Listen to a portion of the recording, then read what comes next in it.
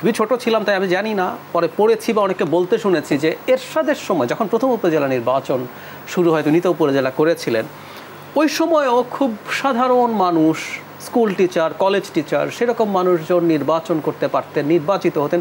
ওই নির্বাচনটাকে উনি মানে যারা ক্ষমতায় আছেন তারা ম্যানিপুলেট করার চেষ্টা করতেন। আমি একবার আমার সাথে একটা টক শোতে একজন সিনিয়র জার্নালিস্ট ছিলেন, আমি তার কাছে অন রেকর্ড জানতে চেয়েছিলাম, উনি তখন একটা উদাহরণ দিয়েছেন, আমি উদাহরণটা খুবই ইন্টারেস্টিং। একটা জেলাতে, একটা উপজেলাতে একজন কলেজ শিক্ষক, সরকারি কলেজ শিক্ষক, মানে উনি ওনার সরকারি চাকরি ছেড়ে দিয়েছেন নির্বাচন করার জন্য, এবং উনি ভেবেছেন বা উনি দেখেছেন উনার জনপ্রিয়তা আছে, তার মানে উনি কতটা কনফিডেন্ট ছিলেন যে একটা ফেয়ার নির্বাচন হবে, সেই কারণে উনি চাকরি ছেড়ে দিয়েছেন, সরকারি চাকরি, এবং উনি ইলেক্টেড হয়েছেন।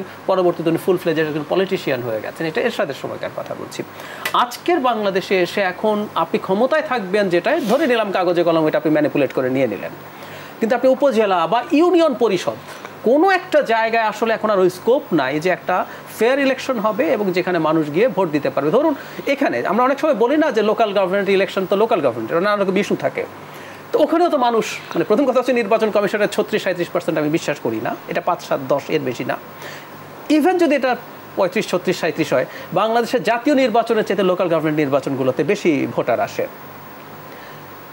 লোকাল আপনি তো কম্পিটিশন এনশিওর করার জন্য মার্কাও দেন নাই এবার, তো যতই বলি না আওয়ামী লীগের, কিন্তু বিভিন্ন পরিবার আছে, নানান ইস্যুস থাকে, তো কিন্তু মানুষ তো ভোট দিতে যায় নাই। তার মানে মানুষের মধ্যে পারসেপশন হচ্ছে এরকম যে আপনি চাইলেও পেরে উঠবেন না, মানে যারা অন্তত প্রার্থী আছে তাদের মধ্যেও যারা জিতবার কথা তারাই জিতবে, আপনি সেটাই করেন। একটা ছোটো উদাহরণ মেলালে ভালো হবে, সেটা হচ্ছে ইন্ডিয়ান ইলেকশনে এবার ভোটের পার্সেন্টেজ একটু কম হচ্ছে, 4%-এর মতো গত বছরের তুলনায় গ্রসলি।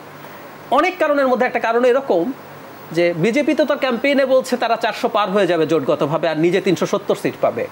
এটা বিজেপিরও প্রচুর ভোটার আর সেন্টারে যাচ্ছে না, এই কারণে যে আমি ভোট দিই না দিই আমরা দল তো জিতেই যাচ্ছে। সেটা হলো ইলেকটোরাল প্রসেসের মধ্যে। আর যদি ইলেকটোরাল প্রসেসের বাইরেও জিতবে কে নিশ্চিত হয়ে যায়, তাহলে আসলে আপনি ভোট দিতে যাবেন না। সুতরাং আওয়ামী লীগের মধ্যেই যখন এই কনফিডেন্স নাই, কোনো প্রত্যাশা নাই, আমারও এই ভোট নিয়ে কোনো প্রত্যাশা নেই।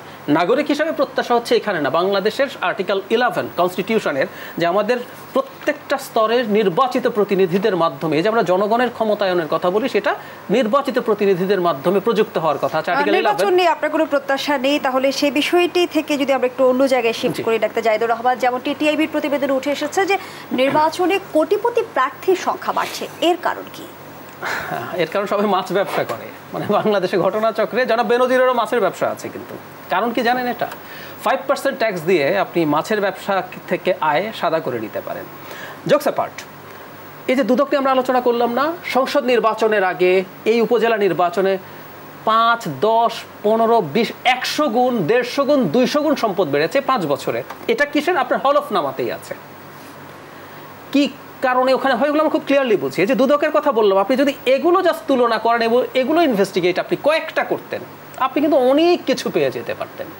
এই যে আমরা ক্ষমতায় যাওয়ার জন্য, পজিশনে যাওয়ার জন্য, ইভেন প্রধানমন্ত্রীর আদেশ আমরা শুনছি না, তাই না? প্রধানমন্ত্রী স্বজনদের ব্যাপারে বার দেওয়ার পরও আমি শুনবো না, শেষে স্বজনের জায়গায় পরিবার বললেন, তারপরও 10 জন পরিবার, মানে সন্তান, বিখ্যাত মানুষদের, যেন শাহজাহান খান খুবই সিগনিফিক্যান্ট একজন নেতা, মন্ত্রী ছিলেন, তার সন্তানও নির্বাচন থেকে সরে নেই। তো এরকম প্রচুর আছে। আর বললাম 10 জন আছে, কেন আপনি এত মরিয়া?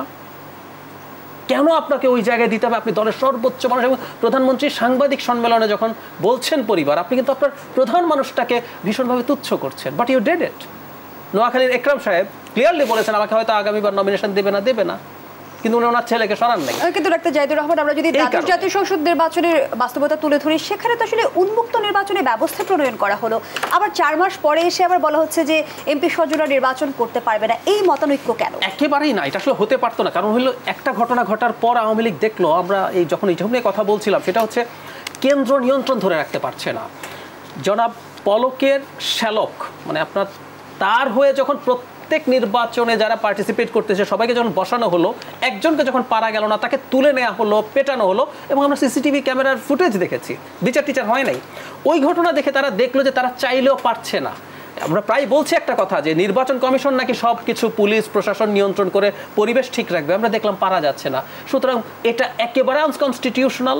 ইললিগাল, তারপর সরকার করেছে কারণ মাঠের অবস্থা তখন এই রকম হয়ে যাচ্ছিল, না পারতে করেছে। এটা নিয়ে প্রশ্নগুলো উঠবে, তারা জানেন, তারা দীর্ঘদিন রাজনীতি করছেন, কিন্তু তাদেরকে এটা করতে হয়েছে। এবং আমরা এতে আরো প্রমাণিত হলো আদতে আসলে ক্ষমতাসীনরা যা চায়, পাওয়ার যেটা চায় সেটাই হয়।